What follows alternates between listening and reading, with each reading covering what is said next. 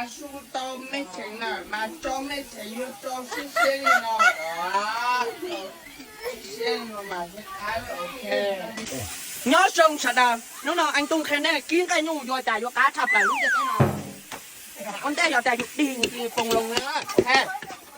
Đó, nếu như chụp ký chọn cái vô sẽ tay này mà đi cho sáu nữa, ok. Đó, này ký mà. Ôi nó mà chỉ để cá thỏ này, nên nhớ mà tụi con tụi cá mà này xài đi đây á, vì thế chào hơn cho nó hỗ trợ là chính nó đó, ok. Mà này ký kia cho nó sửa sao mà, nó nào cũng cứ ba vậy cho sáu cá chập lại lúc cái nữa.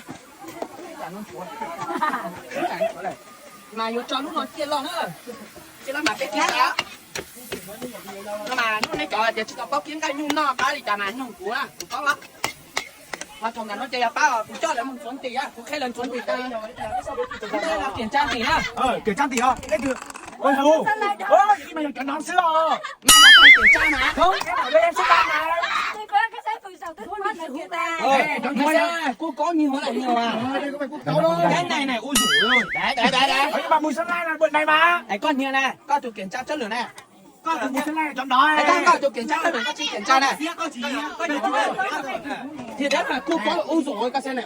Đây này. Cái chiếc hũ đây cho. Đấy con là tụi kiểm tra kết quả này. Con kiểm tra kết quả, con thấy chỉ mua kết quả. Con sai con không có kết quả Đúng đâu. không? Sao cái mấy phát cái của chúng ta chỉ ta là của chúng ta này anh chọn chúng ta cái chạy ít chục ký xin nữa, áp ít chục ký chạy những sự cá đấy, của tao chọn chế này, tao chọn chế sẽ cùng muốn được không?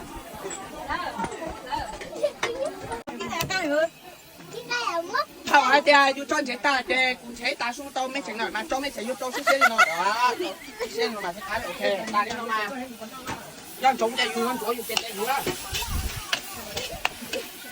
ta chạy yêu chỗ đó hả? Thế mua chè này chúng nó học vào cho tụi chị đó cho chúng cũng lọt cho tụi nó lọt nhưng mà nó sẽ chỉ tao khá thôi bây giờ chi tại chè này như thế nào đó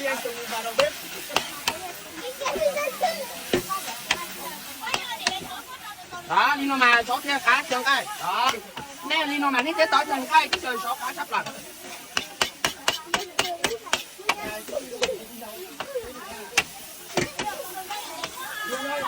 giờ thì tên nhau tụi nó là yêu tụi nó là cho nên chỉ cho sẵn rồi để có chơi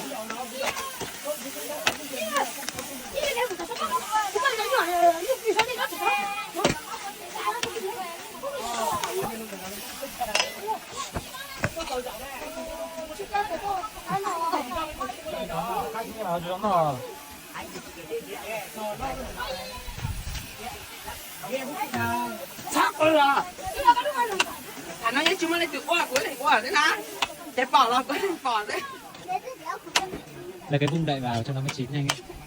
cái gì cho bà đợi đó đi nó mà biết cá đó ok mà dùng chế nó là công phu đây cái vung kìa mà bỏ nó mà có sản của chị bỏ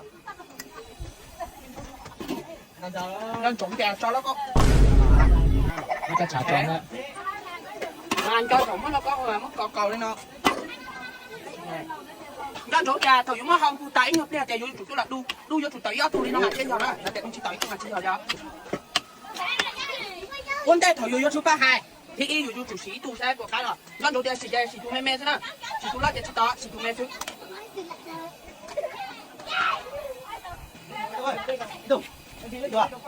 mày cút ra cái ta nó nhá nó tao là chạy anh tung cái này kiếm cái anh luôn nên từ sao tao bao nhiêu chỗ cá chạy lò cờ anh tung bay nào ok mua không